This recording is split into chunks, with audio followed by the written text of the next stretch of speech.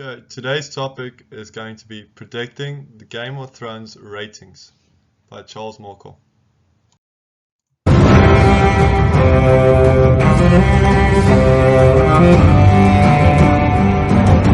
So after that nice introductory music we haven't heard in a while, we are going to focus on our Game of Thrones study. So looking at our hypothesis, which is, can we use web searches and social media data to predict quantities of interest, such as product sales? And our assumptions are that the data set is only for United States.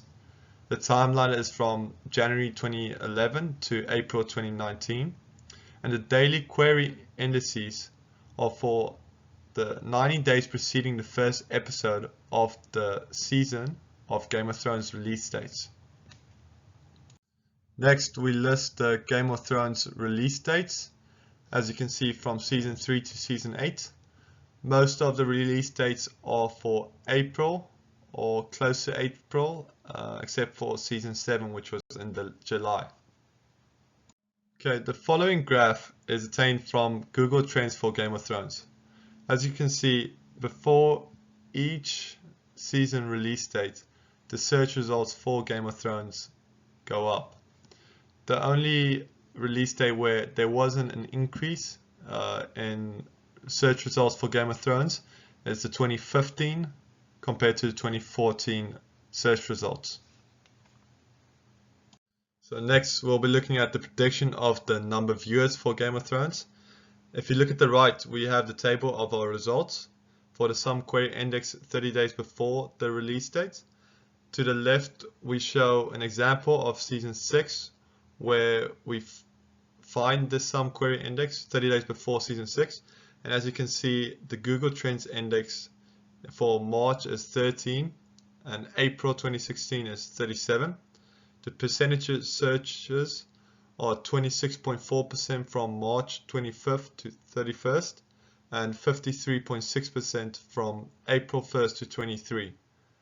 And as you can see, these results we can then use to make a relative index for Game of Thrones searches by multiplying 53.6% from April 1st to 23rd with the 37 Google Trends index, and we do the same for March. And then we find our value to the right, 23.24. So looking at this table of our results again, as you can see, for each year the sum query index 30 days before the release date increased, except for 2014 and 2015. We will be discussing this in the next slide. So our question is, what happened? Clearly season 5 is an outlier, and the answer to that is that the weekend before was Easter. And as you can see to the graph to the right, the query indices for Game of Thrones are deflated by the increased searches for Easter. This means that many Americans paid more attention to Easter than Game of Thrones. So that means we will have to omit our 2015 data point from the results. We take one more last look at our results, and as you can see, we omitted the 2015 results. We have the year, the sum query index 30 days before the release date, and the premiere rating, which we found online. We use this to graph the regression analysis in the next slide. Okay, over here we have our Game of Thrones rating prediction graph, and as you can see, the sum query index 30 days before the release date is predicting the premiere rating. And our equation is a polynomial equation, as you can see at the top of the graph, and the R-square value is equal to 0.988. This is a very high value.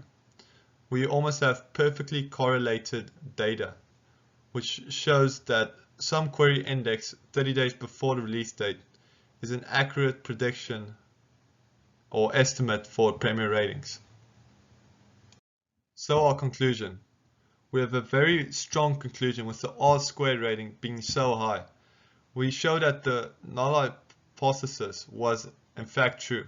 Web searches and social media data can be used to predict quantities of interest such as product sales, and this is clearly shown with our study. A couple of shortcomings to our study. Just like the season finale to Game of Thrones, we use a pretty small data set, only looking at 6 data points and omitting 1. I make the argument that other products do not have the likelihood of having such high Google trends as Game of Thrones. People are also more likely to watch a show than purchase a product. So it's more likely that people would come to watch Game of Thrones when they've searched for it. But predicting another product from search results, there's a lot of other factors that play a role into this. Thank you very much.